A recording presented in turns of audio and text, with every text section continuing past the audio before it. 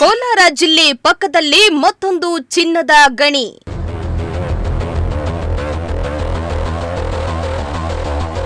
Helicopter ಮೂಲಕ ವಾಯುಗಾಮಿ ಸಮೀಕ್ಷೆ.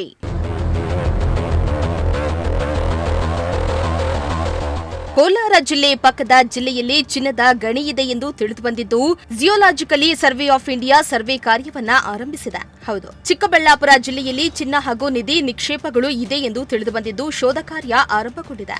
ಭಾರತೀಯ ಭೂ ವೈಜ್ಞಾನಿಕ ಸರ್ವೇಕ್ಷಣಾ ಇಲಾಖೆಯು ಚಿಕ್ಕಬಳ್ಳಾಪುರ ಜಿಲ್ಲೆಯ ಗುಡಿಬಂಡೆ ತಾಲೂಕಿನ ಬೀಚಗಾನಹಳ್ಳಿ ಕ್ರಾಸ್ ಬಳಿ ಹೆಲಿಕಾಪ್ಟರ್ ಮೂಲಕ ವೈಮಾನಿಕ ಸಮೀಕ್ಷೆಯನ್ನ ನಡೆಸಿತು. ಕೆಜಿಎಫ್ ಗೋಲ್ಡ್ ಮೈನಿಂಗ್ ಬೆಟ್ಟದ ಸಾಲಿನಲ್ಲಿರುವ ಈ ಪ್ರದೇಶದಲ್ಲಿ ತಜ್ಞರು ಚಿನ್ನದ ಲಭ್ಯತೆಯನ್ನ ಪತ್ತೆ ಹಚ್ಚಲು ಶೋಧ ಕಾರ್ಯವನ್ನ ಆರಂಭಿಸಿದ್ದು, ಹೆಲಿಕಾಪ್ಟರ್ ಮೂಲಕ ಶೋಧವನ್ನ ನಡೆಸಲಾಯಿತು.